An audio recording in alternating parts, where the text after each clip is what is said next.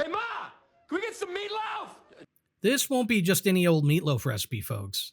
If you love cordon bleu and you love meatloaf, this is one recipe you don't want to miss. You want some? Plus, I've got a few tricks up my sleeve to make this one of the best versions of an American classic you've ever had. I'll also show you how to make delicious and super easy air fryer potatoes that go perfectly with this. Let's get into it.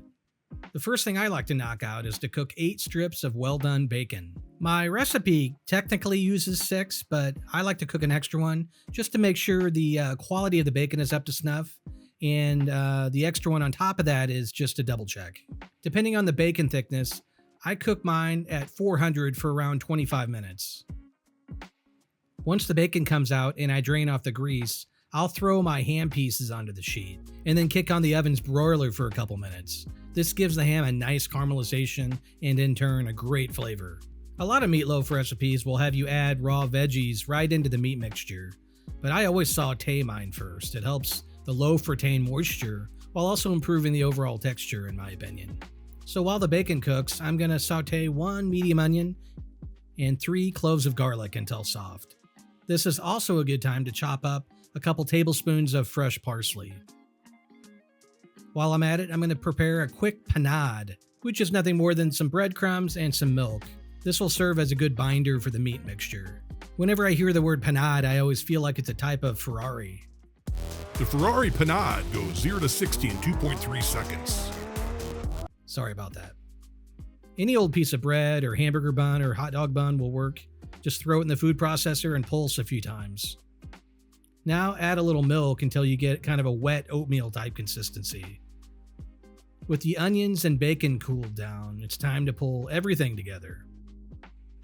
I'll make sure the oven's at 350 now.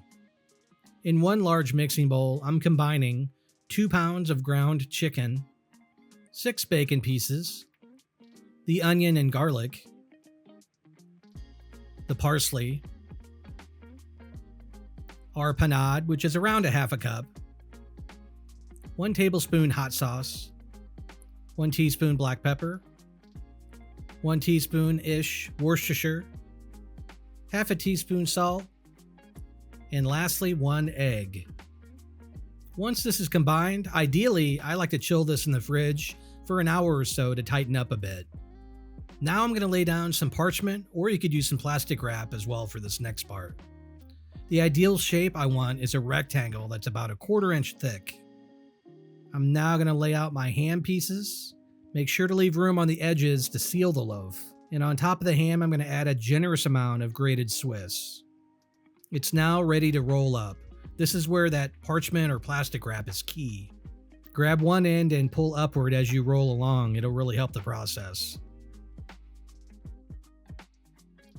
Once it's all rolled up, make sure the ends are good and sealed. I'm going to move it into the baking dish and I'm ready to make the breadcrumb coating. Here I've got 1 cup of panko breadcrumbs and a few tablespoons of melted butter. Now I'm just going to press this in to form a nice coating. Into the oven it goes for 1 hour. As with any poultry, make sure you hit that magic temp of 165.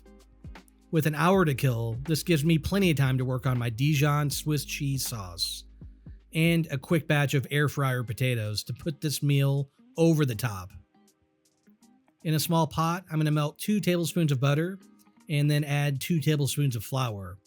We're going to make a roux here, and we're going to mix this until it just starts to turn color. I then add 1 cup of cold milk and wait to thicken. After only about 5 minutes or so, you can see it's gotten nice and thick. Now I'm going to add a generous pinch of salt and around a teaspoon of Dijon mustard. Now add a half a cup of shredded Swiss and stir until you have this amazing cheese sauce. Make sure and hold this on a low heat and stir frequently until you're ready to serve. Now for the potatoes, these are super simple and delicious, guys. Just quarter baby Yukons or Reds, add a little olive oil alongside a pinch of onion and garlic powder, paprika, some Italian seasoning, and of course a generous pinch of kosher salt.